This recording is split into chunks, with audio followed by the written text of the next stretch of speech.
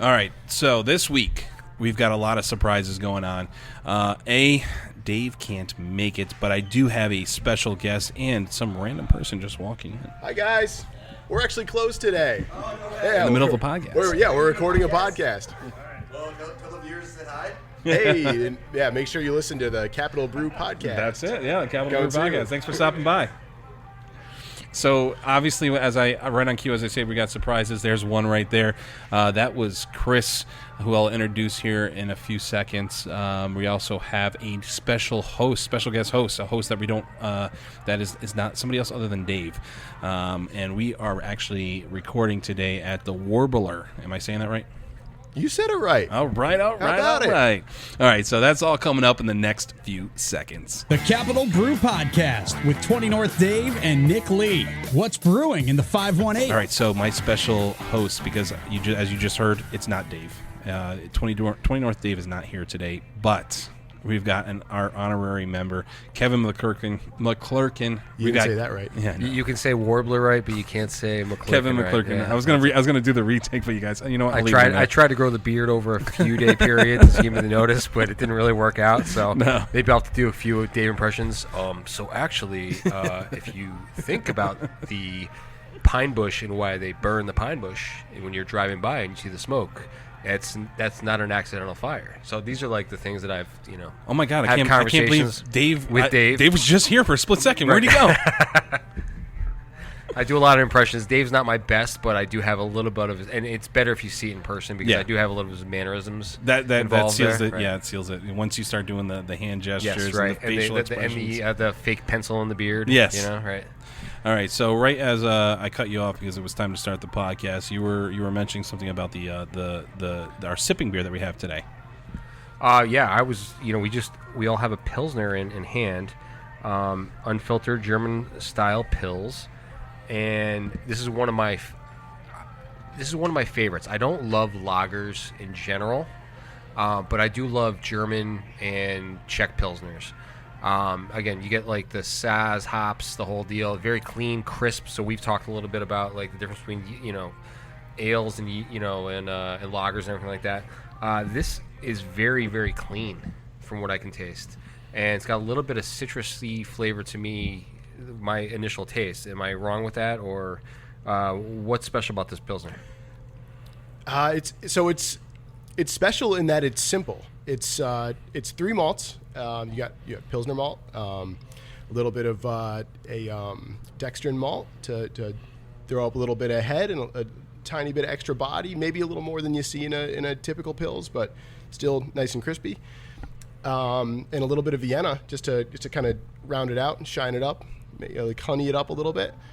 And then it's one hop. It's actually Hallertau Mittelfrüh, but added at a time in the boil where I'll just tell you for all you brewers out there, it's just one big 5-minute addition, and I find that at the 5 in a non-dry hopped beer like this one, I'm getting a great amount of flavor and aroma extraction and not damaging the essentials too much. So I've come to I really rely on that 5-minute in simple recipes like this. Is it the last 5 minutes? Yeah. Okay. Nice.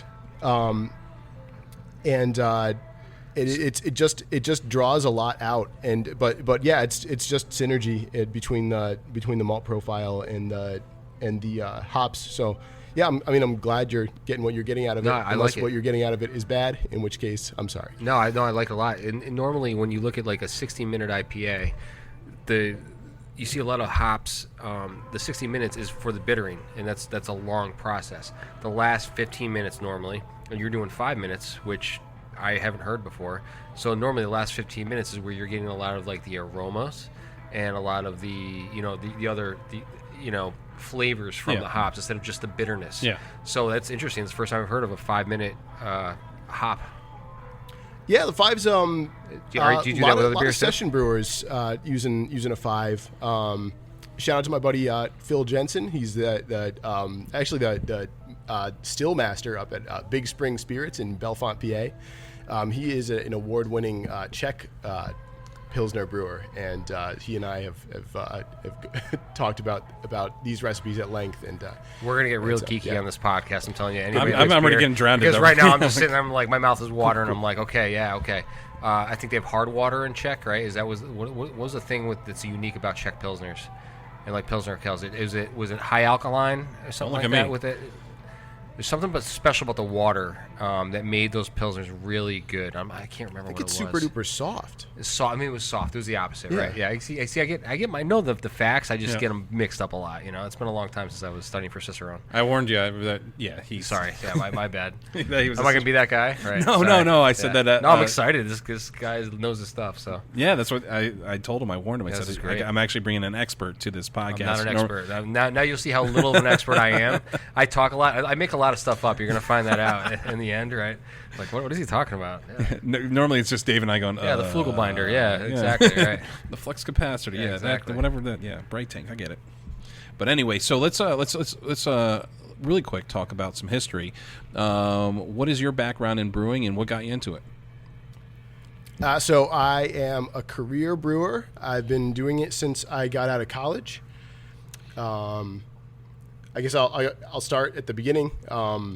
My brother was brewing beer in his college frat house, and I thought that was amazing. It was maybe not the best beer in the world, but It got you drunk. Mm-hmm. It really it kind of opened my eyes to the idea that you could make it on your own. And eventually, he and his at the time girlfriend and now wife Ashley got me a brewing kit for Christmas when I was in college. And Was it a Mr. Beer?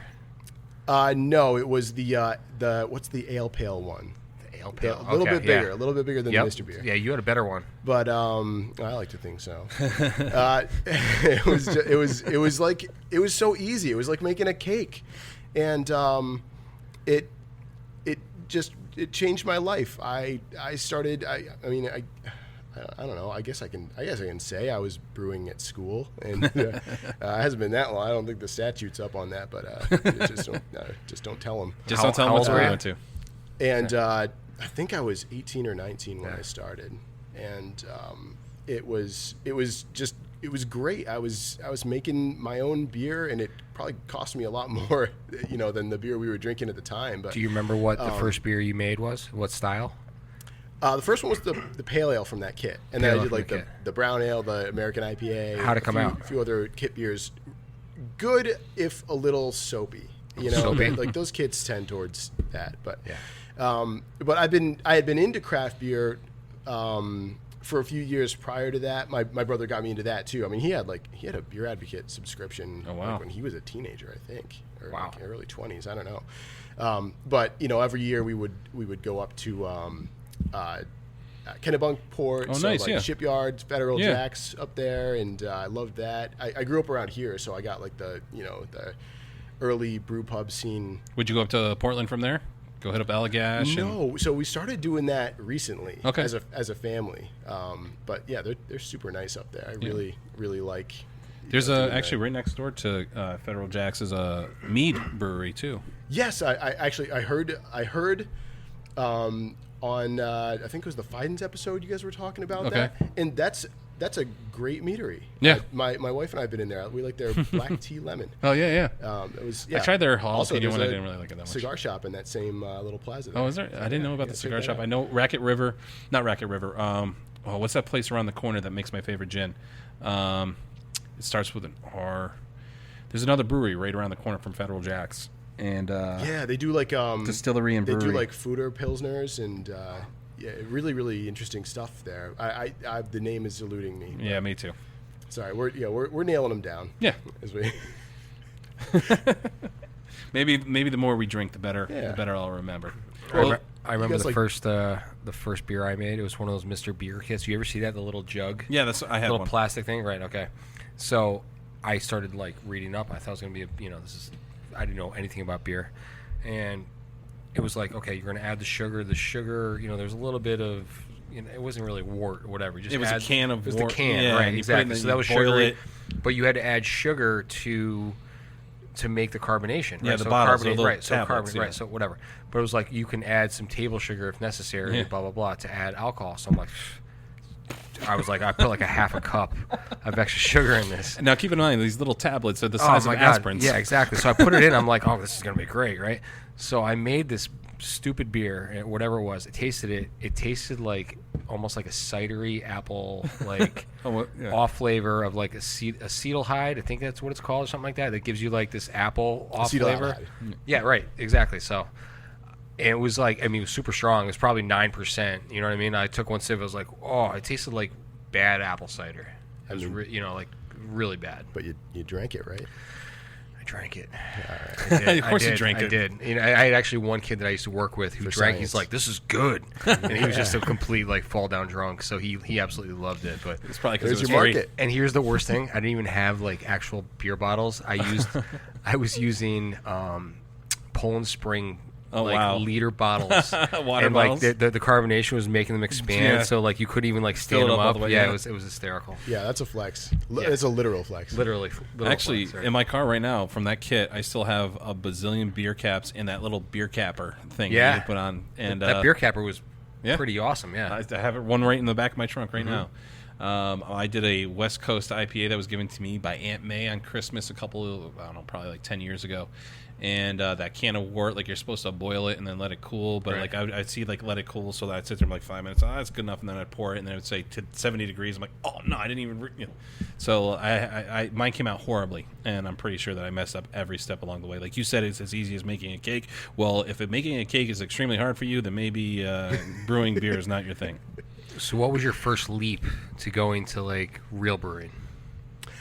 I made an all grain kit that worked with my my little brew pot and did a couple of recipes. I was in Oneonta at the time. I went to Hartwick, and they had a homebrew supply store at one of the wineries out there, and so I did a couple of all grain batches, and was really starting to like it.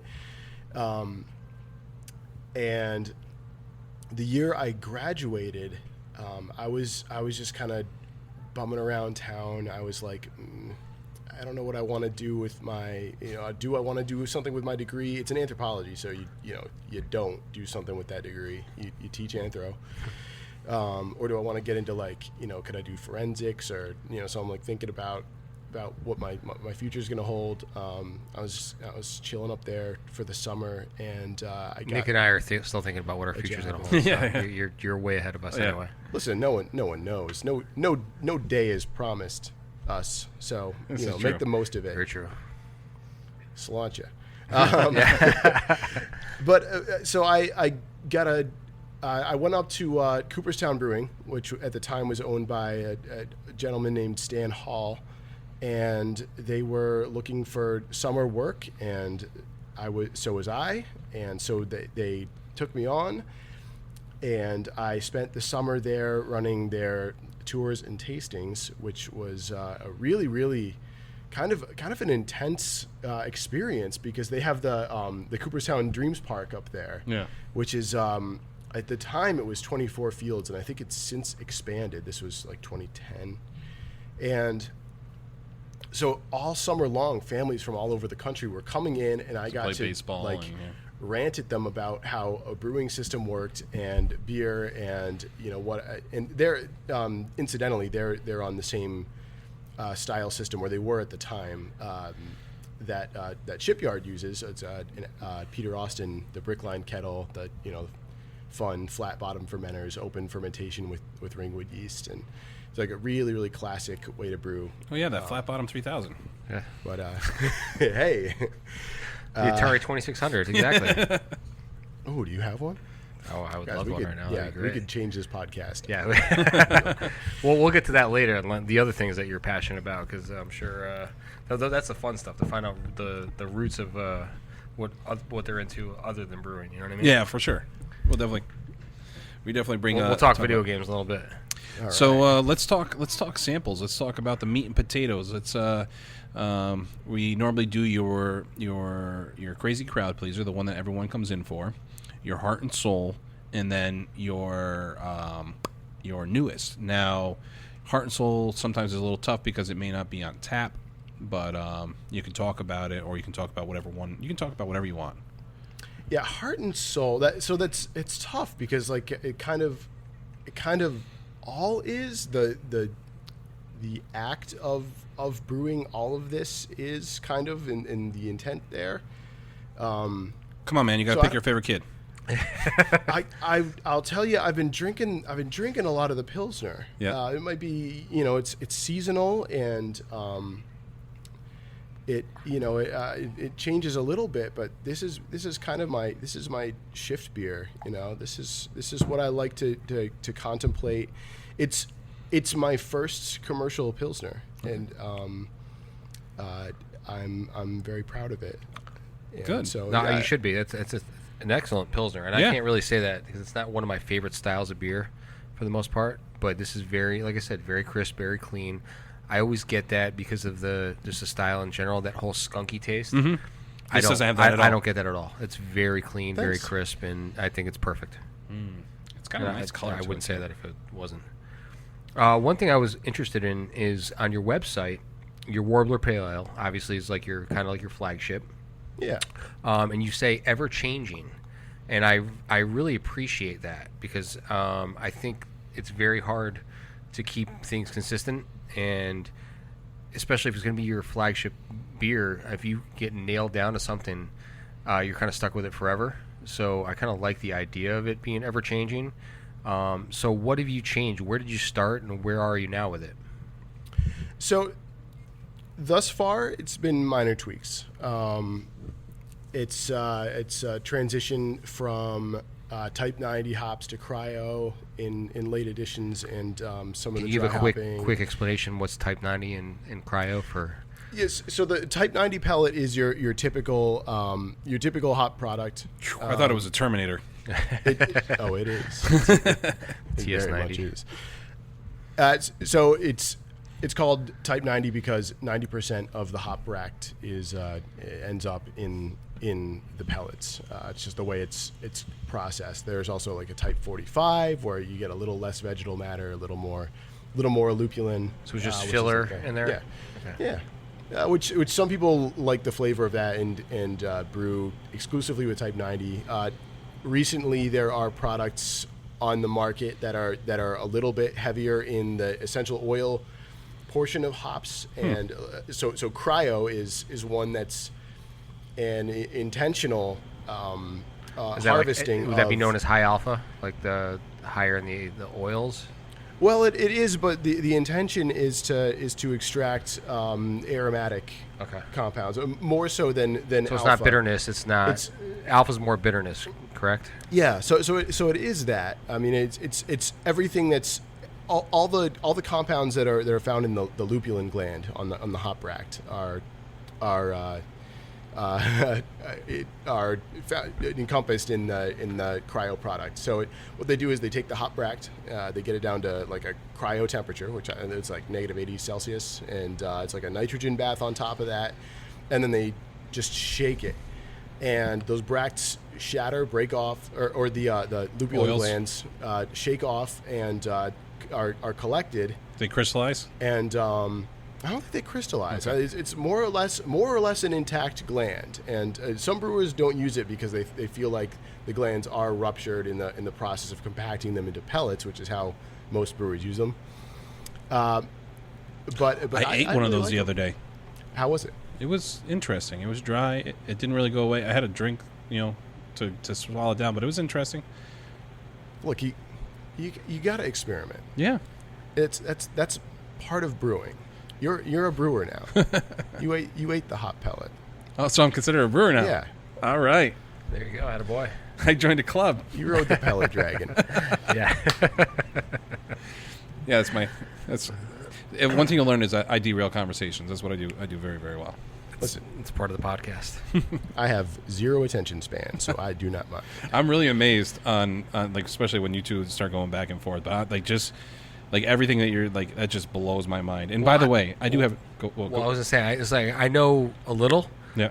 Like I'm asking him for like, okay, so what is the difference? I've You never can follow along. You're like, oh, that's an alpha, right? I'm like, well, I know a little bit. You know what I'm saying? Look at the I'm trying to piece it together because I'm learning a lot from this as well. It's great. So, you said essential oils. Essential oils. Essential oils, not soils. Oils. Does that mean that I can go to the store and buy this essential oil and put it in my girlfriend's diffuser so make our house smell like beer? Do you know what you can do? What? Is I know we talked about Jay Fitch. His wife Marissa has a soap place, and they make beer soap. Oh wow! And they use a lot of like the essential oils, the stuff. Yeah, they a lot of the stuff, and beer, and it's very good for your skin and everything like that. So I have a grapefruit IPA bar soap. Yeah, that's exactly what it is. Yeah. The same exact stuff. So she does that. That's exact goat thing. milk, and it's up in Saratoga. So check that out. Did you eat any of the soap? No. Well, you might what you're doing later. Did I just? Yeah, you might want to. Right. I was gonna say, did I just get my brewer's card revoked? Yeah, you'll get there. Like I said, those kit beers, they're nice and soapy. Yeah, exactly. Yeah. So I think we need a sample beer. Yeah. What's your crazy crowd, please? That's the IPA or the pale ale? So our dissimulation IPA is our best seller. That's a New England IPA. It's brewed with Citra, Mosaic, Eldorado, and a little bit of Simcoe to kind of bring that flavor profile a little deeper. Okay. Citra, you're going to get. I know you're going to get a lot of citrus, obviously, lime, grapefruit, Mosaic. I think you get a lot of tropical fruits. Oh, yeah. There's a little bit of pine. There's like mixed berry. Like mixed berry. Blueberry was like the big marketing word right. when it was first released. I remember that. Yeah. And then Eldorado. I don't remember what Eldorado. That's like a juicy citrus and tropical fruit. So you get a lot of little citrus, tropical. I like it. Fruit. Nice. And then Simcoe is like passion fruit and pine. That's like a West Coast IPA hop that's found its way into a lot of East Coast recipes. Very nice. I'm a lush. Can I get a sample of that? I don't know if you want to do a full pint. I was going to just do a sample. Yeah, I'll do a sample. Yeah. But can I get a pint of the pale ale? You bet. All right. All right, you guys vamp while I get this sample. Yeah, that's what we do. Yeah, exactly. Nick likes to edit, so we can always edit stuff out. Yeah, I don't edit. You really? I do a little bit. You do a little bit? Okay. There's been times where I've said just stuff that I didn't think was off color or whatever, and then but just I go back and listen to it. Like I said, I don't like listening to myself, so unless I know that I said something or messed up on something, I completely blanked on one part of like the football podcast. Yeah. And I was just like still like I was like I had to go back and like find that part and like edit it out. But for the most part, whatever. That's what it's for. It's all fun. Yeah, if I say something, I leave all my stupid stuff in there, unless it's like something that can be taken. Like I said something stupid, not meaning like I didn't realize that it was like a double meaning thing, and that it can come off as in this day of time like get us in some trouble. So I went back and I re-edited it. Because that was not my intention. But long story short is like I'll go through like Omar. You've obviously listened to the Cigar Podcast. Yeah. Omar is a very intelligent person, and he's one of those people who will stop and think about everything he says before he says it. Yeah, right. Yeah. So what I would do is I just went through and I cut up the pauses. Yeah. No, I hear you. And I'll do it. It's not just him. A lot of people will do it. Dave will do it. Yeah, he does. He's got that long pause. The stroke of the beard. Yes. Right. So actually, I was wondering, what size head would you pour on that beer? Because I see a 4-inch head on that beer and then a 2-inch head on the other one. We actually did a podcast yesterday. Where is he? Is he on vacation? No, we did a podcast yesterday. Oh, where'd you go?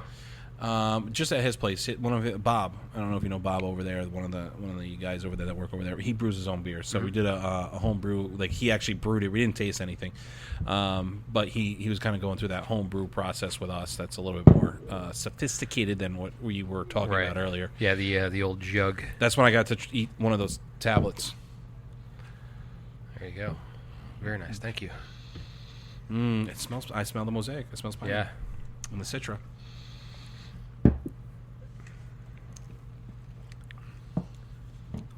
All right. So this is the Simulation IPA, dry hopped with Citra, Cryo Mosaic, and Eldorado. It's delicious. It's actually really good. not that it's a surprise. Like, oh, this is actually pretty. It's super interesting with the flavor profile. It's again, I really taste the piney right off the rip, and then it follows through with the fruity, definitely the citrus, and ever since a hint of the blueberry, or not the blueberry, like almost like a mixed berry.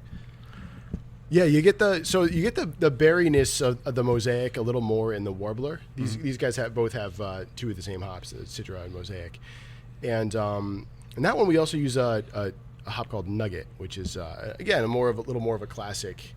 So that's got like berry, a little bit melon, but that's definitely more piney, more earthy, right? So that's how we kind of complete that profile. We have those top notes from the Citra and then the bridge note on the Mosaic, and down below a nice Nugget. It's actually got a super sweet after. It does. I feel like you get the pine in the beginning, like the bitterness when you taste it. It kind of comes, and the carbonation comes to the tip of your tongue instead of like covering the whole back of it or anything like that. So you don't get that cloying like flavor, which is nice, and you get that sweetness as well at the end. Super, yeah, very sweet finish. Yeah, very nice. Wicked sweet. What was I going to say? Oh, so I have the name Warbler coming along. I like it. It's like Warbler. Blah. So warblers are birds. They're singing birds, right? Little tiny singing songbirds. birds, right? Wow. We speak bird. That's amazing. I didn't realize. I used to get in trouble in class. You should just sit in the back and do that. I just told that story in the podcast. Yeah, I was sitting there going. The teacher was like shutting the windows, the whole thing. Yeah. You were literally telling the story that I told yesterday. Oh, really? Yes. Yeah, no, same exact thing, right? Were we in the same class? Mr. So Allen? did we just become best friends? Can you do like other sound effects? Like Police Academy? Like, Yeah. Wait. All right. How was that? There you go. That was me I like beatboxing. it. Sound I like effects, it. right? Excuse you. I can do impressions. That's about my best thing. Yeah, no, you're pretty good at them. I got a whole freezer full of popsicles. Come on down to the basement. Family Guy. And then it just went rated R. Yes, now you're derailing. Yeah, exactly. So warblers are birds. Yes. This is how this is going to go. I'm just letting you know. So I grew up around here. There's a nature camp in right outside of Voorheesville called Helderberg Workshop, and I did that a bunch when I was a kid. I did the bird class, loved it. Did it a bunch more times. Still loved it. I just have like distinct memories of the teacher like telling us how to call them, and Are we doing it right? yeah, you guys are doing a great job. It's the trombone. That's how you do it. And a little bit of the I forget the name of the guy, but the Family Guy dude. Yeah. Herbert. Get your fat ass back here. Mostly on paper, boy. That's pretty good. Hey. That's very good, yeah. Get your ass. Get back here, Fred Savage. That was like moving back to the area. Cause after Cooperstown, I worked at another brewery, Butternuts, out in Garrettsville, and then I moved down to PA to be the head brewer at a place called Robin Hood for 7 years. Where was that? Actually, State College, Penn State. Okay. Or just north of there, Bellefonte. Speaking of Penn State, do you think Saquon is going to start the season? Are you a Giants fan? So yes, because they're the home team, but I don't know a ton about football. Okay, well, if you want to learn about football, tune in to the Big Blue State of Mind podcast. That's right. That's right. I told him you had your. Yeah, that's right. Yeah, your Giants podcast. Yeah, I'm a big fan of Saquon. I don't think they should have taken him when they took him. But yeah, I'm hopeful for that. So we're not going to talk about that. But I do want to talk about the Pennsylvania accent. Have you noticed that? They're really big on the O. Which one? So yeah, there's I work with some beautifully awesome Pennsylvanians. I work for Hershey's Ice Cream, so I've been down there a bunch of times. And Same company as the chocolate company? It's not. It's a different company. Wow. Dave was dead on. No, we are family owned. Oh, Dave, did Dave say that? Well, yeah. Yeah. He's like, Actually, Yeah, exactly. actually, no, that's actually a different company. Yeah, well, he started off. He was like, not to be confused with the, That's right. not to be confused with the chocolate company. And exactly, like, I was like, really? Because they kind of seem like I think they're both from Hershey, Pennsylvania. Yes, because I know you the did same some county. training. Okay, that's right. They're same county, and they. So whatever split, it's actually owned by the Holder family now. Yeah. I think they got bailed out back in the Great Depression, something like that. And let me tell you, it's still a family-run company. The family is phenomenal. They're just the nicest people in the world. You would never know that they're, the owners of this huge giant company. yeah. But I do know they're just really nice people. Everybody in the company is super nice. And I argue that they were the same company, just different divisions. they're not. Yeah. It's different. And they're down the street. Like we drive by it. We go to dinner at this one place, which is a great place, right in Hershey, Pennsylvania. Yeah. And we've gone there, and you see Hershey Park, you see all this other stuff. It's just funny.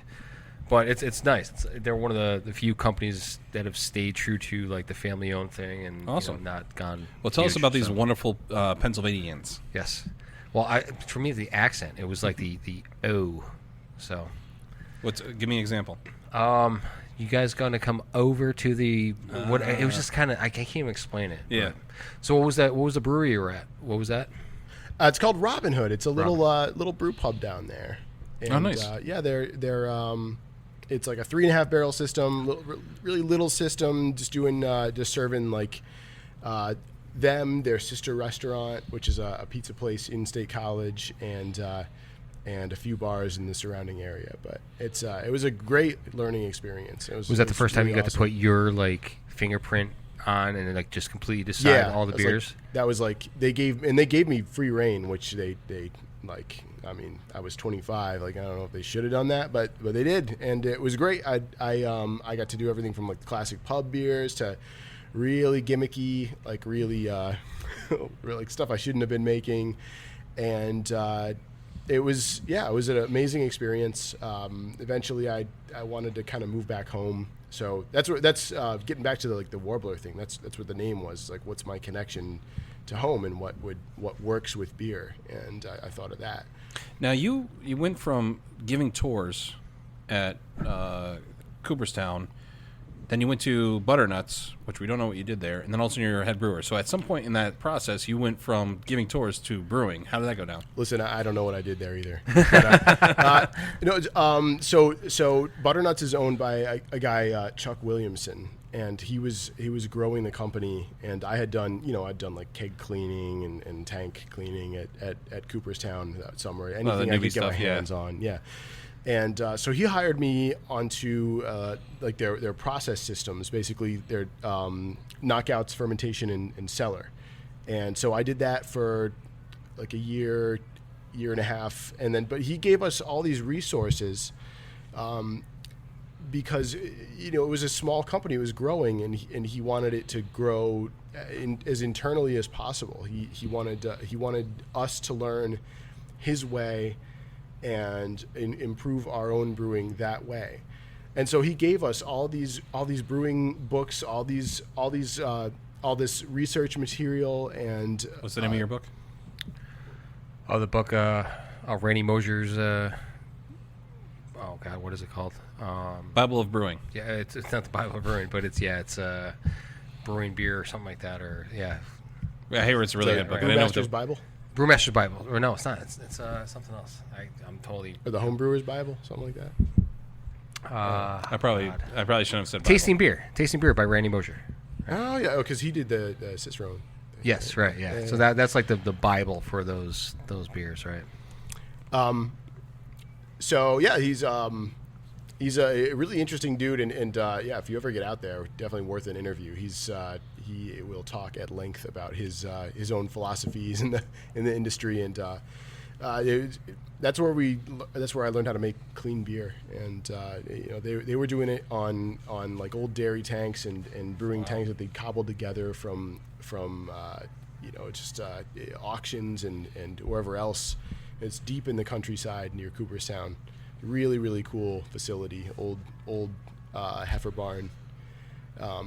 But we learned how to, we really learned how to control quality there because there were so many variables that we had to account for to make good clean beer. And so, eventually I just kind of, as I grew with the company, I got more responsibilities. I got to do a bunch of quality control stuff for them. I got into the brew house, shift brewing. I was just studying brewing science every day at lunch and every night when I went home. He'd let us take books as long as we brought them back. And you were all so in. it was, yeah. So that was kind of my education. That's like my alma mater for beer. Nice. What was the first beer that you brewed yourself that you were like, I'm good at this? Well, on a there a point production where you just system like that, yeah, you start to just see the numbers click. Like when you're nailing your runoff numbers. I mean, it's a boring answer, but it's like just brewing like their pale ale and seeing. Did you ever just taste something that you made and you were like, fuck yeah? It's still continuously. That's like something that really is, like there are revelatory moments like that where maybe it's a beer that you haven't appreciated for a while, and you go back and pour yourself one and you're like, damn, like whoever made this is really good at this. Then you realize it's you. You realize it's you. That's good. It's a really rewarding experience, and it's one of the few industries you can work in that you get to do that and also get drunk on. It's something you made with your hands. So all right, pretty cool too. 2-part question: what's your favorite style of beer to drink, and what's your least favorite style?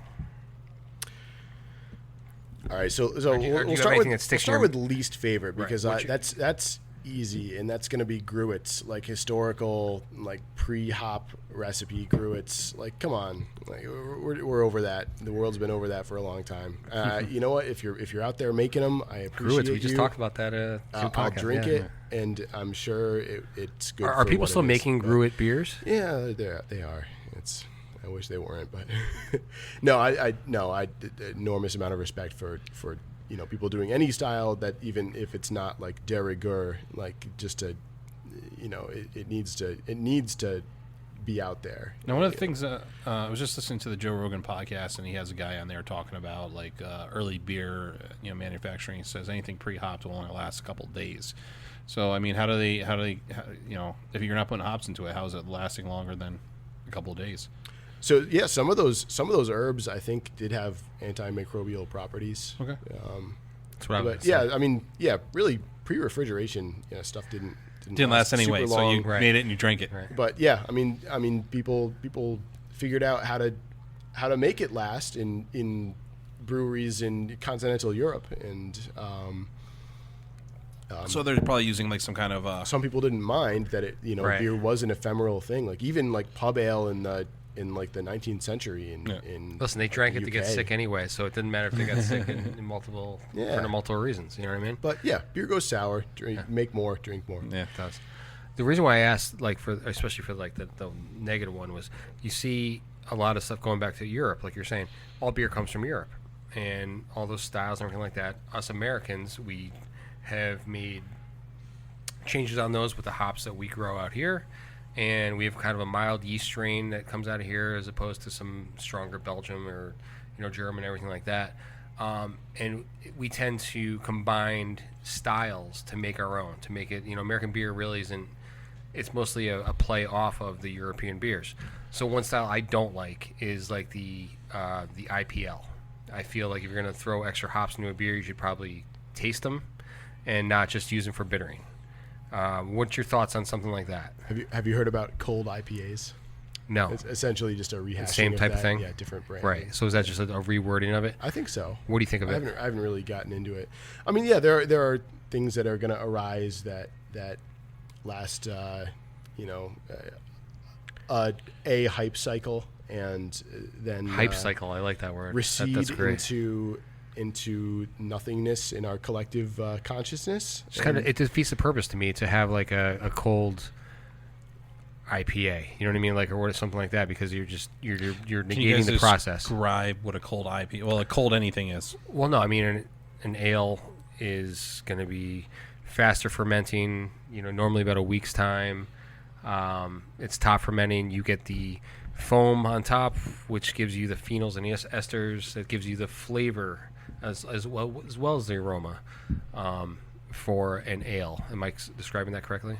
Is that close enough? Yeah, it's close enough. Okay, close enough. That's it. See, I told you I'm close. I'm not 100%. I'm close. And more than I do. The lagers are bottom fermenting. They take longer. They're at a cooler temperature. Okay.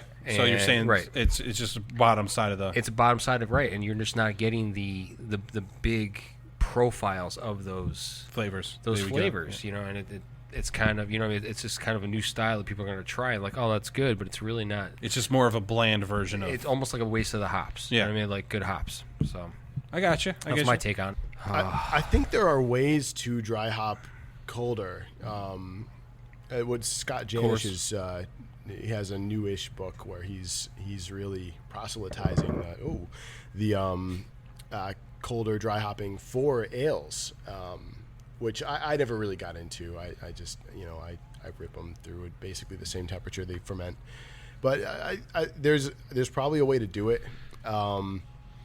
It's the market's going to decide if it's worth exploring ultimately for any beer style. It's I had some. I'm wearing a Jack's Abbey shirt right now. Yep.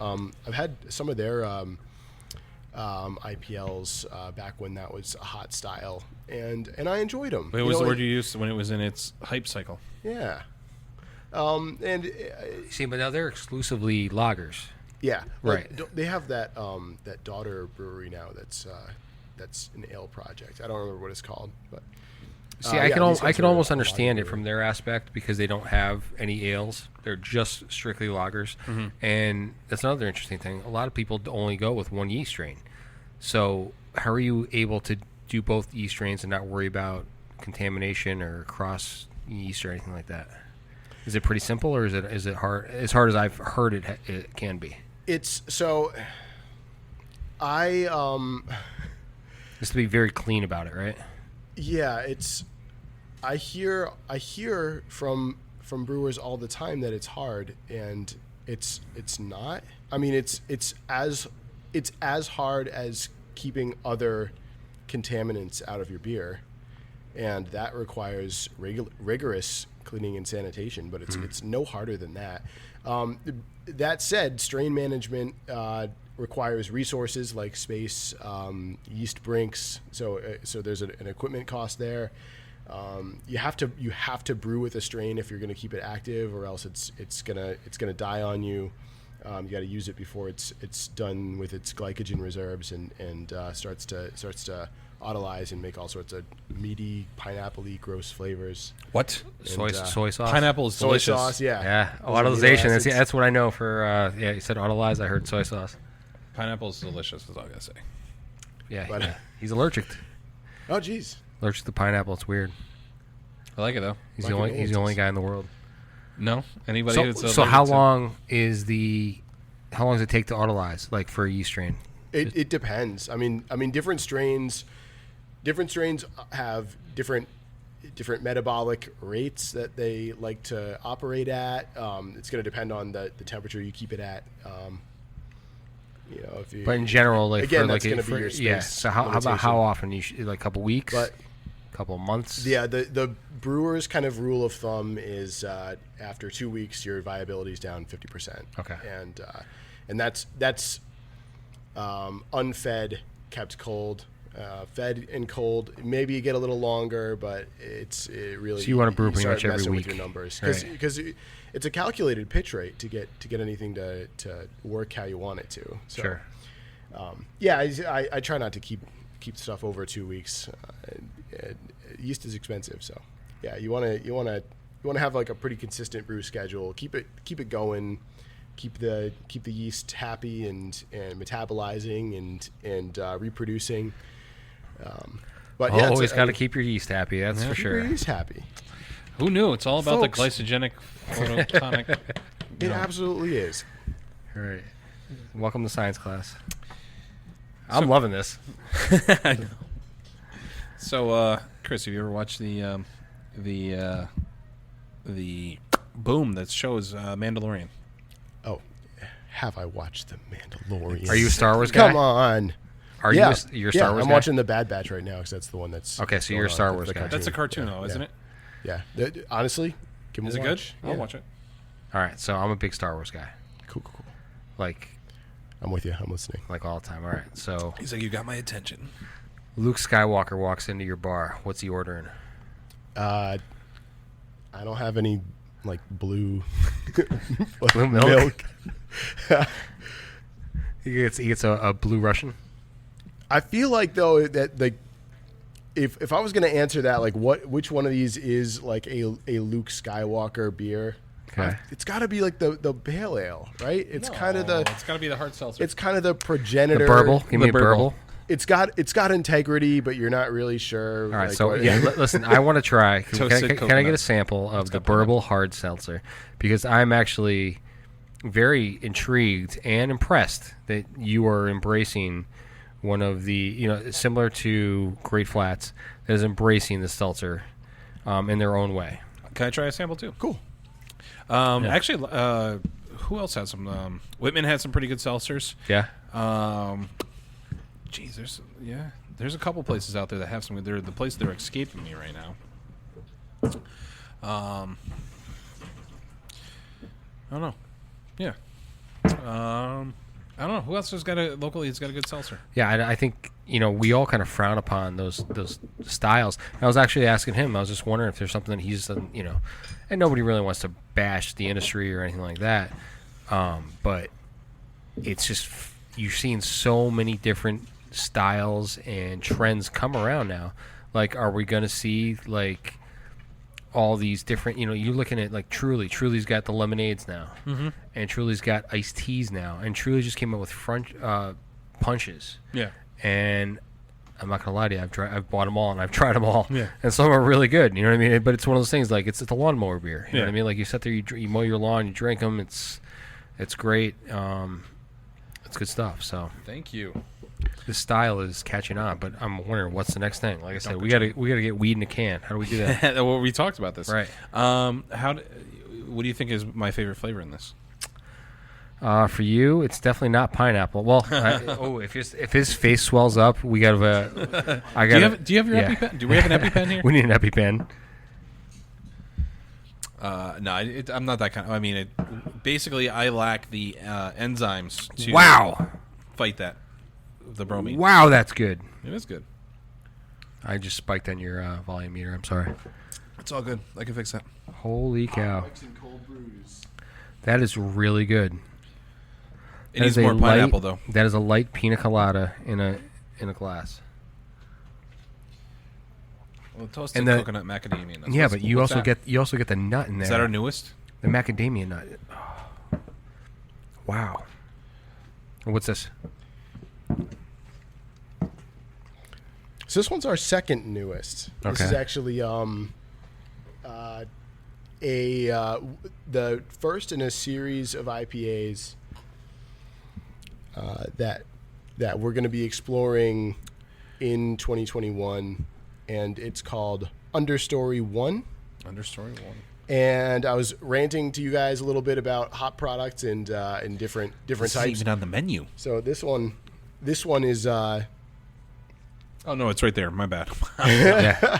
He's looking at me like I'm crazy. I was like, oh, it's on. Okay, you got no, some I Nelson. really You thought got some that I was Nelson gonna Sauvignon, which is a grape flavored, almost like a wine type hop. Is that correct? yeah. You get like Wine you use get like hop? wine. Like It's a very unique hop. like Sauvignon Blanc, like citrusy Right. grape notes. Sauvignon Blanc. I will say that before we get to that Wow. too far, this is super refreshing. This is Yes. it's just like sparkling water. So yeah, it's the thing is like. So the question that arises when you see product like this on tap at a place like mine is, are we post craft? And I think in a lot of ways we are, and you're going to start seeing products like this in places to keep them solvent. I mean, it's What do you mean by It's just post where the- craft? By the way, it has craft beers has craft beer's integrity-based goodwill run its course? Have we? So you're saying that basically, like craft is now the become the arrogance, mainstream? almost the arrogance of it. Have we reached a point where there is an intersection between consumer saturation and product availability, where now we're going to start seeing things like product development outside of like a mashing and lautering like is done in traditional beer, and are we seeing products emerge in breweries, and are we seeing business philosophies emerge that are antithetical to what craft beer was supposedly founded on? And I think you're seeing that a lot anyway. You're seeing a lot of craft breweries try to almost they're brewing for other brewers. You know what I mean? Like doing that, like for Budweiser. Budweiser's allocating, you know what I mean, like certain other things, teas and other stuff like that, to be, you know, contract brewed by smaller breweries that can fill the capacity and make extra money. They're paying a lot of money to do it, so it keeps everybody relevant and in business. Yeah, I've heard there's there's some craft brewers now that aren't even brewing anymore. They're just giving out the recipes, and they're like, you know, I think Schmaltz is one. Oh, they've done that for a long. Yeah, there's a lot of places that have done that. So they come up with the recipes, and they just get these. Craft That's not new, but I hear what he's saying. I don't say it's new, but yeah, that you're almost trying to play nice in the sandbox to get some other brands or styles in your place. There was almost an arrogance, I would say, to, hey, listen, we're craft brewer, we only do this. We're not gonna, you know, conform. We're not, you know what I mean, like we brew, you know. I think Founders, and it's one of my favorite breweries, we're gonna brew beer for us, and that was great, and they were very successful with that. But for now I don't know if that kind of business model would work, because it's so extreme. There's so much competition out there. Now there's, you know what I mean, like now you got to brew for everybody. You got to be able to walk in and have a guy who wants your best IPA and wants to talk beer about you, and you want to take care of his wife or his friend who doesn't really, you know, he's not really into that. You know what I mean? So it's a different style we're in, or a different world, and you got to be a little bit versatile. And there are instances where leaders in craft beer, as evidenced by recent revelations on social media, real industry leaders who were supposed to be carrying the mantle of craft integrity turned out to maybe not be the best people. And so I'm at a point where I am questioning what it means to be a craft brewer, and does it matter if I define myself as one? And I think the seltzer's good. It's crafty. It's corn sugar, and I boiled it, and then I fermented it with house yeast and kept it clean, and then I used real ingredients to make it. But I think a lot of brewers who are watching this thing take off are wondering why we're doing it, and I resisted it for a long time. I mean, this has been a thing that's happening in the industry for 2 or 3 years, and I don't know. I'm at the point where I just need people to buy my products. So, so I have one on tap. Well, it's good. But you made a good one. That's the thing. I mean, that's what it's going to be. Is I'm just going to make the best one that I can, and hopefully one of the best ones out there. Well, that's what I was curious. Like, if somebody, when I asked that question, what do you hate? What beer do you like to drink? You know, what don't you like? And when somebody says, I don't like this beer, but they brew one, that's intriguing to me. You know what I mean? Because it's something that's like, all right, so why are you making that beer? Be true to yourself. Well, you know, a lot of people like this beer, so I want to make the best one that I can make. And you know what? I pinch my nose about it, and I try it, and you know what? I got to the point where I didn't have to pinch my nose. I thought it was really good. You know what I mean? Like, I've heard that before. I'm like, wow, okay, that's, you know, just curious. But yeah, that's a great story. What's your favorite beer to drink? Like, what style? Or if you go to the grocery store or Bev Center, what beer you pick off the rack? Right now, okay. So if I was going to go down the street to the Delmar Beverage Center, which we should all do, or up to Westmere Beverage, who frequently carries my products. I was there last week. Awesome, sweet. Did you see us on tap? We got a. I did. I didn't go on tap. I was going for. I was going for classic styles with Right bottles. They brought us He brought us lambics. I like to give him a little bit of history, Ooh, so I brought him nice. some lambics. I got a creek. I got some nice a wit and a nice wise, and we did a little comparison. You know what I mean? He Stuff always like brings that. us So a lot of treats. I try to give him a little bit of history, like historic beers. What do you bring? Would you bring Chris today? So I didn't today. I figured, Not even a pint of ice cream. next time I will. Unbelievable. Yeah. My favorite is root beer popsicles. Just one. Oh, really? My daughter's favorite too. I'm gonna break out a case. I'll split it between the two of you. all right, deal. Come I'm gonna hold you to come that. to a little league game tomorrow night, and you can have all the root beer popsicles you can handle. Okay. That would just be creepy. You guys bring the I was beer. gonna I'll bring say, the yeah, popsicles. is drinking allowed?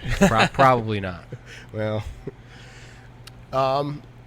but yeah, if I'm going over there, I'm probably getting something from Jack's Abbey. I'm probably getting a Pilsner See, that's cool. right You like now. lagers and- I'm drinking the Crispies right now. Me too. I'm over IPA. I make a ton of them, and I make a bunch of really good ones, and I drink them. I like them, but That's why you made such a good one. It's- Pilsner. Come on. When are you making? Need When's more your of next that. lager? I got a summer Pils coming out in 2 weeks, Okay. so that's just a little bit of a lighter malt bill. Have you ever tried an amber lager or anything like that? No. Like a Vienna? No, I've done like Doppelbock. I've done fest beers. I've done a ton of fest beers. I've done like American pale lagers, but no, I've never done an amber lager. How much THC is in this? Say what now? How much THC is in this? You're drinking the dank one. Yeah, this one smells So like weed. That's Understory, and I was telling you about the hops.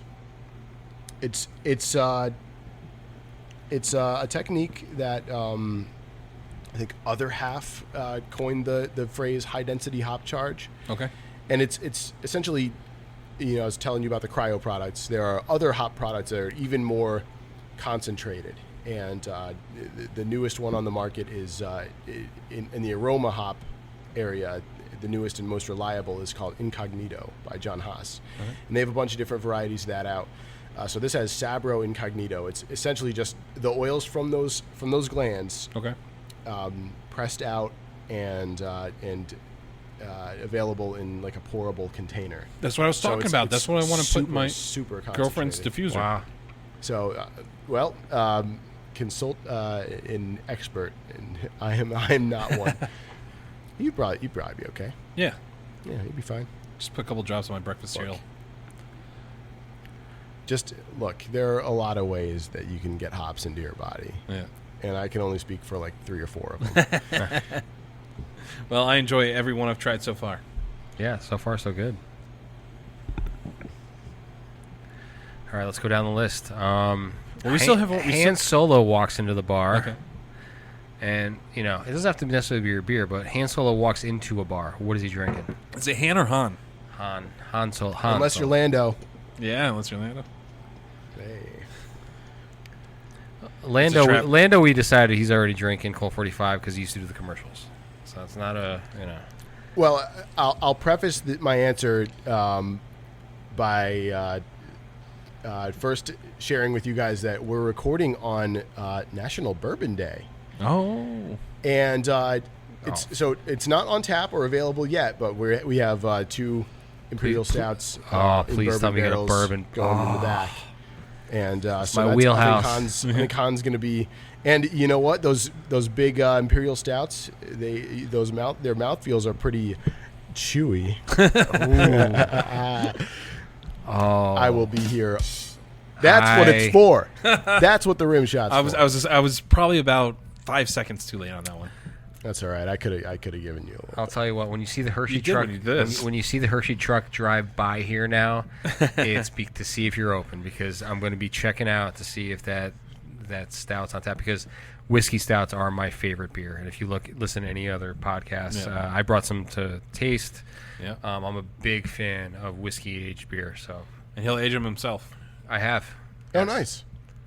I've seen somebody was telling me on like you can go and buy. People are already they'll age some the people. beer. Yeah.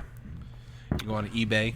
Yeah, I had some. I went through my whole stock. I used to get all the Firestone Walker aged stuff. I used to get all the Founders aged stuff, and I had a plethora in my basement. And then All gone. yeah, all through COVID, they kind of went pretty quickly. So What's in those bottles right there?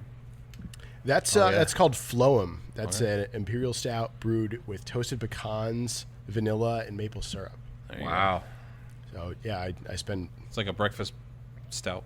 all Sounds night. delicious. I was up all night toasting pecans in my kitchen.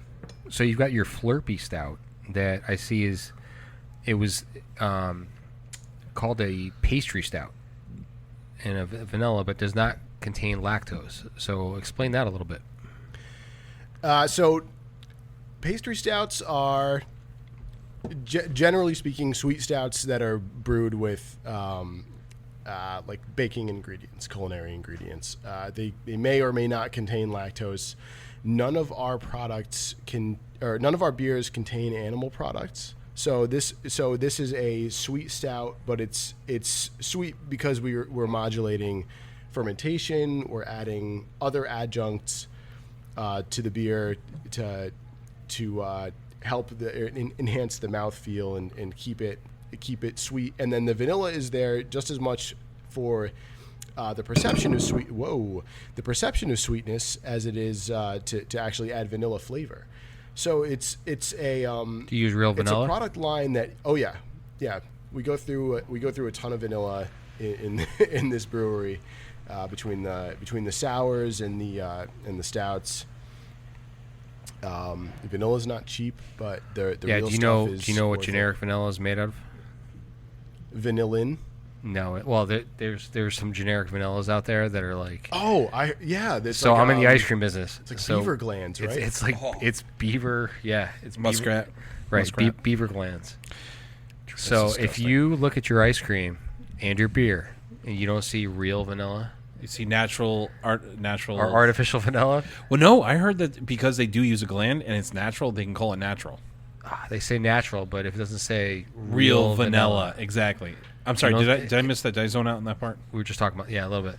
But if you don't see real vanilla, then it could be from a beaver's ass. It's all that THC in the. See, I don't understand how Understory you one. can possibly sneak up on a beaver Yeah. and be like, "Hey, come here," and quick, like Well, it's like muskrat. Muskrat gives a raspberry. They'll take the extract from the. who came up with that? I don't know. You guys know too much about rodent glands. We do. Oh, We do. you know what's crazy is that's part of a sales pitch to people. Like, hey, you see that this isn't a real vanilla. You know what this is? That's crazy. Well, no, it's like the shellac bug, And it actually works. People are like, really? I'm like, yeah. Like, a lot of candy coatings comes from. I read an article on this. Comes from a bug. Like your shellac. It's a bug that secretes this stuff that people are turning into candy. Really? Dead serious. Like I was saying, none of our beers contain Way any up. animal products. There you go. What about Yeah, insect yeah. products? No shellac. So, No beaver glands. shellac bug and beaver gland are both great trivia team names. Yes. That's right. Yeah, You know what the best? free to use. You know what the best trivia team name I ever heard in my life? What's that? There's a very pretty girl who I know who was wearing a white tank top as the bartender. And she was working hard the whole thing, and she got a little stain on her shirt. And the winning team that night, their name was Dirty Left Boob. Oh, jeez. And the entire night when they were announcing the team name, she had no idea. Right, it was great. So I have a friend of mine. He was my partner whenever we did what do you call it? Beer pong, the tap or whatever. So anyway, long story short, he was a radio DJ who goes by the name of Tanch. So whenever he and I would play, there's one or two names that we would use. It would be Hidden Valley Tanch or Suck My Neck. And both those names used to get us in a lot of trouble. Suck my Nick. And both ranch dressing based. Yeah. Excellent. Good job. Tanch loves ranch. We just want to make sure you're paying attention. Good job. All right, so we're getting to that point of the pod. Oh no, we still got to try your newest. What is your number one newest? Very newest. Let's go. Follow me, listeners. As he puts down the headphones, he walks over to the. Oh, wait! Can we sample it? I've seen on your social media you've got a unique glass. I did see that. Yeah, I saw only that. have one. You only That's have one? fine. We'll share. There's only one just Warbler glass. So this thing is like somehow defines gravity and logic. He's going back and getting it. This is so awesome. We got to take a photo with this thing. We could probably pour it into one of our sample glasses. Sorry, I got a good dad joke for you. You ready? Sure. Because, we got a little time. Couple seconds. All right, so guy goes into a bev center. Yeah. He walks around. He's looking at IPAs. He's looking at all the stouts. He's looking at everything. He's asking questions. He's just being that guy, 20, 25, 30 minutes. We've all been there, being that guy in the bev center. Finally, there's a cute girl at the checkout, He walks up there with a 6-pack of Keystone Light. She looks down at him. She looks at him, looks down at the beer.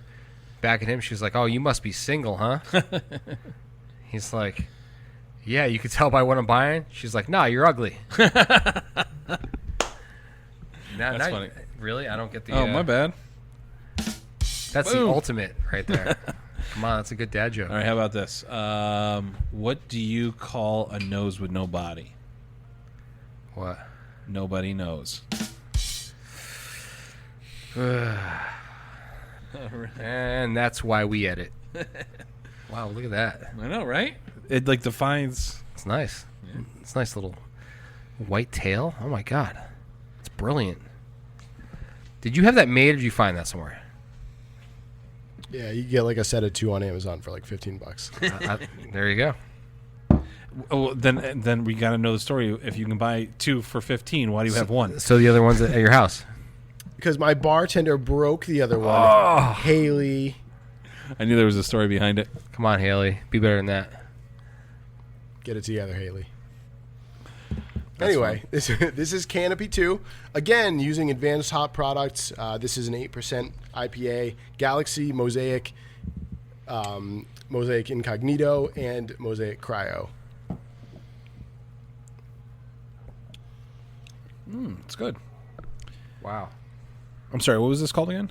The Canopy 2. Canopy 2. This is double IPA. Wow, super tropical, super mango. Yeah. There's something else. Are we missing something? There's something. Mango berry, holy cow. Little passion fruit, maybe? Yes. Here's another thing I'll say too is like so for me, I'll start to notice the alcohol heat a little bit, probably around 6.7. Your I don't the really 7%, taste yeah, the 7% was super. I didn't taste it at all. This, yeah, I mean both. Oh geez, both are super smooth. What's your secret? Great attenuation. It's a secret. It's a secret. No, I don't know, and I hear that a lot. I tend to pitch a little on the higher side, cell count wise, and that makes my Means products. sorry, just for people that don't know pitching. I- Higher yeast means it's going to eat more of the sugars. It's just more of a cell population early on.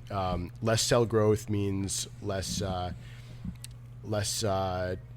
esters because it's there aren't coenzymes working on alcohols to produce different things during the growth cycle of the yeast. But it's I don't pitch it super high, so yeah, I don't know. I just I give the yeast everything it needs. It doesn't make a lot of heavy alcohols, a lot of the isoamyl alcohols, fusels, and I give it time at the end of the brew too to everything. Guy from Mixed Breed said something interesting too. He said the same thing. Like sometimes if you they'll brew, they'll can, and they'll sell immediately. If you actually give a week or two to those that were just canned like that day or whatever, that there's a certain easiness that would happen with the. I mean, are you waiting a little bit before you tap it, or are you just? So there's value in conditioning time. I mean, every brewer should be giving their product time to clean itself up before they package and release it. And then some stuff like super dry hopped IPAs don't come into their own even until they're in the package for a little while. So who is it? It might be Other Half again or Equilibrium. Both great brewers. They're sitting on cans for a week or two until they think it's at Good to go. peak. And releasing it then. Beers can, like super dry hop beers can taste really green when you release That's them. what he was saying, yeah. He was saying there's specific beers of his that he's like, just, have one now because it tastes great, but give it a week and then have the other one. Yeah. Have another one. And I'm doing that. And, I'm excited to see. What I should have done, or what I should do, is because I got to go back there in another week or so because our podcast, right? By the way, may you never have this problem. I had a card go bad. So I recorded, everything was great, pulled it out of the machine, put it in my computer, said no card. No way. No, I thought I threw it away, and I didn't because I put it in here today. It said no card. So may you never have this problem. I don't know what I did wrong. Huh. Make Get sure a backup card. I have like 5 or 6. I'm saying now I got to know to get a backup card. Oh, for sure. Well, the problem is that I recorded the whole show. So my mixed breed show that I just recently did with Dave is no longer exists. I have to go back and redo it. Thankfully, Guy over at Mixed Breed is a phenomenal human being. He's we were talking about high energy, real positive. He's a war vet. He's a really good guy. And I messaged him. I said, "Sorry, man. I apologize if you feel like I've wasted your time, but the memory card went bad. It keeps popping up, no card. I would like to redo the podcast, but if you feel that we've wasted your time, I completely understand." He said, "No worries. Let's do it again. I had a great time the first time. We'll do a second one." Yeah. I was like, "All right," so I appreciate Give it a little time. It'll be fine. Yeah, it's super embarrassing, but I mean, it's just one of those things. Like, I wish I had to have done something. I don't know, because normally I'll turn it off and then pull the card out. Maybe I pulled the card out before turning it off or something. I don't know. I did something and I broke it. Has anyone checked the card since we started recording? It says that we're about an hour and 17 minutes in. Start over. Which means this is around the time that we start to wrap it up. This is about the time when we start talking about video games. Yeah, well, So let's talk video games. What do you still play video games? Do you? Oh, I do. Man. Do you really? Yeah. I don't play like I used to. here like 80 to 85 hours a week. Yeah. So if I can squeeze something in, it's usually something like where it's like fast match, like just like Warzone or Overwatch. So you're playing multiplayer and stuff like that. My wife likes to play too. So like we play a lot of Overwatch at home. But yeah, Your wife plays Overwatch too. That's awesome. Yeah. Imagine my girlfriend. That's the only video game she's ever played. I try to get her to play. It's like she That's pretty cool. Only plays it, and she's better than me at it, which makes me. My furious. daughter, we played Fortnite at my house. Do you really? Yeah, and because I started playing around the same time my daughter started getting into it. I'm like, oh, this is actually kind of fun, She's so much better than me. It's ridiculous. I win like one every 25 games. Okay, so I have like a 4% win rate, and I kill like 2 or 3 people. Like I just hide and, just hide and hope to get lucky. She had a 14 kill game, and she wins like 20% of the time, like 15-20% of the time. It's insane. Like she's good. She's like, "Dad, I got another one." I'm like, "Are you freaking kidding me?" It's insane. Yeah, but kids still have brain cells. Yeah. So well, the best part is like I have 23 kids in my cul-de-sac, and they all play too. So I've got we're getting like a squad game. They're like, "Dad, you want to play?" I'm like, "Okay, cool." I'm leading a squad and are literally yelling at them to like, "Zach, put down the sniper rifle. Kendall killed him. He gets it." They're yelling at each other. Dude, I'm dadding. I'm dadding on video games, and it's the stupidest thing you've ever heard in your entire life. No, I'm that's like, so awesome though. But then we get the win, and then they argue about who got the final kill and stuff like that. I'm like, dude, I'm just. It causes me more anxiety. I don't do like the squads anymore. It's insane. I'm so mad. By the time I'm like, I throw the controller down. My wife's like, "What's the matter?" I'm like, "I can't take it anymore." She's like, "What, did you lose?" I'm like, "No, we won. I just can't. I can't deal with the kids." Yeah. She's like, "You guys are in different rooms and you're still arguing." I'm like, "Yeah, it's bad." So, I used to play a video game. What age we live in. Yeah, I know. Right. I used to play a video game in college called Counter-Strike, and got pretty good at it. And then joining some teams and stuff like that. We all got pretty good, and we played at a real competitive level. And it's funny. I picked it up I picked it up like maybe 8 years ago and tried playing again. And I did well. I still held my own, but like I would go through 30 kills. I drop a 30 spot without dying once, and doing all kinds of stuff. And now I'm just like, oh, where does he come? Oh my god, I'm scaring myself. We older, Give me Counter-Strike Global. Like the... No, I did straight, regular Counter-Strike. The OG. Yeah, That, Source. I didn't. It's a hard game to be good at. I never did Zero. And the new one is that Global Strike? I think so. Yeah. Or no, there was one in Global between. Yeah, there was one in between. There was Counter-Strike Source, and then there was a Counter-Strike Zero came out. Then I think there was Counter-Strike Global something, and then... One of your listeners is screaming. Yeah, right now. I'd only played Source, and I took the break when they switched over. Back in the day, I played some DoD too, and I was pretty good with that. But as far as a competitive level, I played competitively the first Left 4 Dead.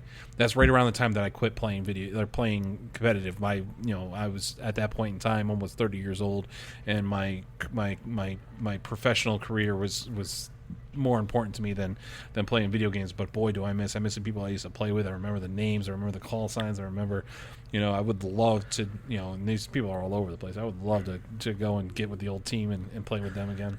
All right, do you want to know why I'm such a big Star Wars fan, or part of it? So I've always loved Star Wars, but there was a game on your phone that you could play, Star Wars Force Collection.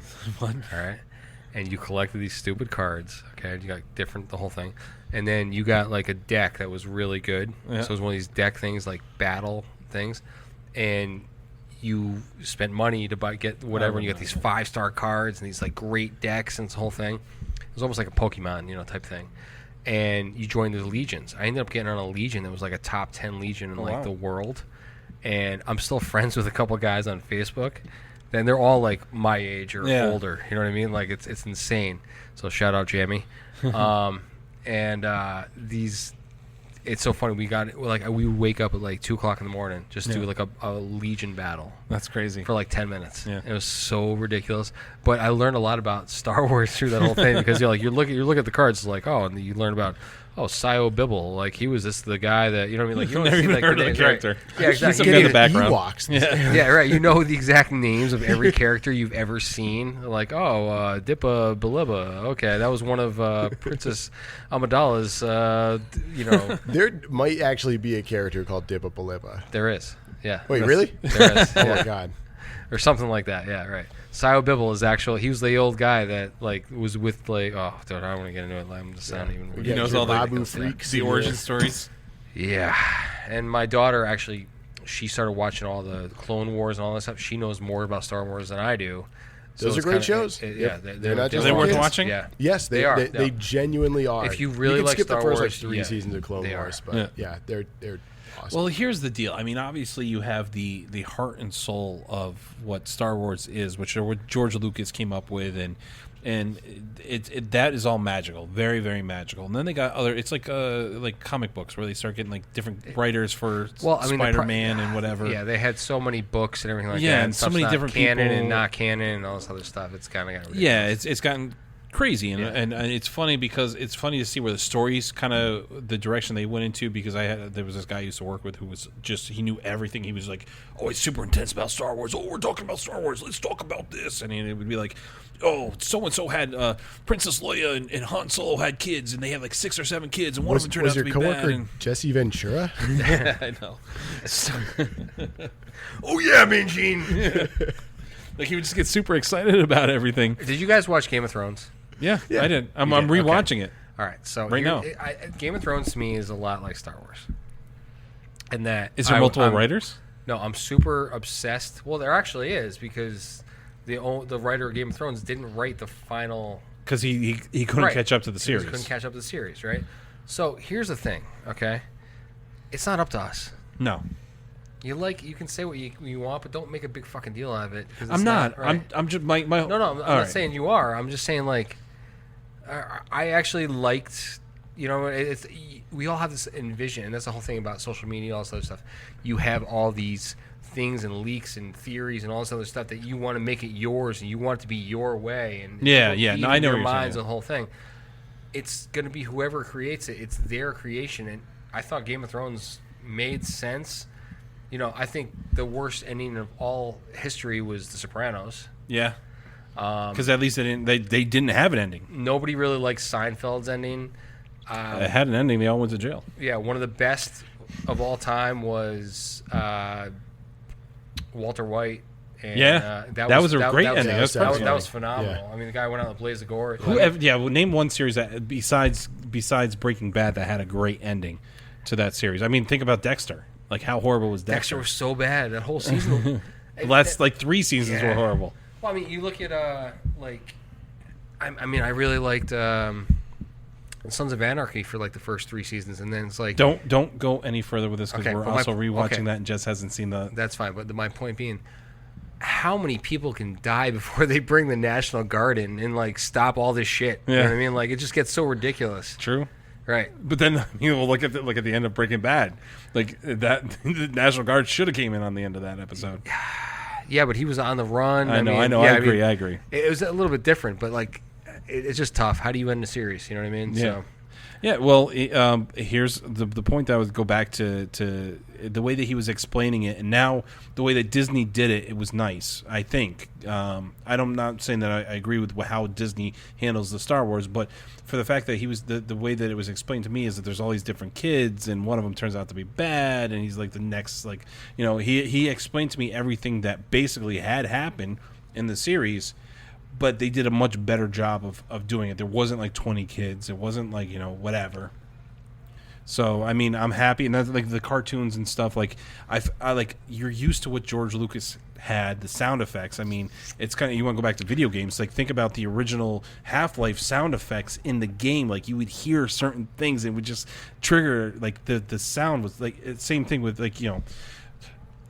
I'm just saying there was some. No, that's the best thing about Star Wars, is that there's such an expanded universe in the characters. They invented stuff. They invented stuff, and it's Wait, Kevin, can you do a TIE Fighter sound effect? Oh, I wish I could. Now it's a podcast. All right, I like the. That was pretty good. Thank you. I appreciate that. That was actually really good. Yeah. I also do a good impression of Transformers transforming. Maybe that. Misa Jaja Binks. Oh, I used to be able. Yeah, that was bad. No, it wasn't horrible. Oh man. Yeah, nobody liked that character. I think that's what ruined a lot of people's Star Wars. That was George Lucas. And you know what? The last trilogy, the most recent one, I love that Palpatine came back. I loved it. But the way they did it was just it was out of the blue, and it's and then Snoke was supposed to be something. And here's the thing: you had the Darth Plagueis novel, which I actually read. I've read 3 books in my life, and 2 of them were Star Wars, and it pissed me off because now that one's not canon or whatever. But it was a great book. If you read that book, that was a great book. It talked about Palpatine and kind of his rise and everything like that, and it didn't mention anything about Snoke and this whole thing.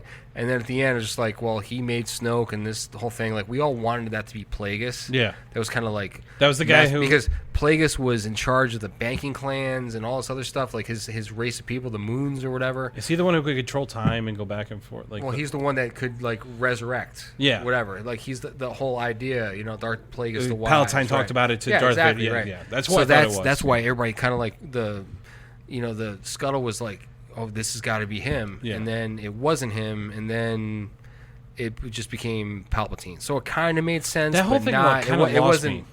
Because that's the thing, and if they there was a whole army of dark side people. All of a sudden, all these people showed up and command these ships. I can't get somebody to work for $16 an hour right now, but all of a sudden, freaking Palpatine's got all these guys to man these ships. Okay, what are they paying in the Empire? Okay, because listen, guys, right now. You don't got jobs. All those ships shit, and I'm looking for help. So come see me.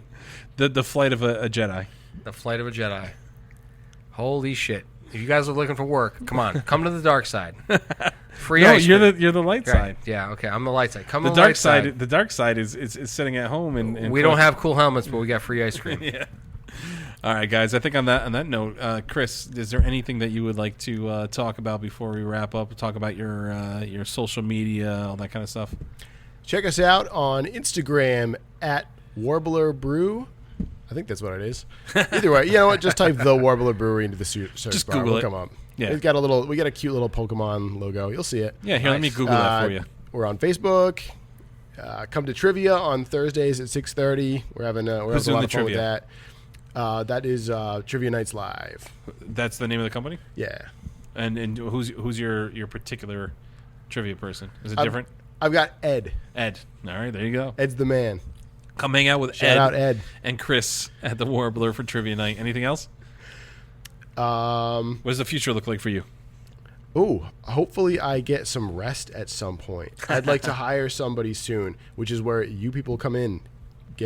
Come on into the Warbler, buy some beer, so that I can take a nap on the grain bags in the back There you because go. someone else is working the register instead of me. That's my dream scenario. There you go. So Keep it simple. yeah, hey, I'm a simple guy. Yeah. I like. You gotta don't sleep on the bags. Get a hammock and put it back there. and the bags are comfortable. Okay. They retain heat.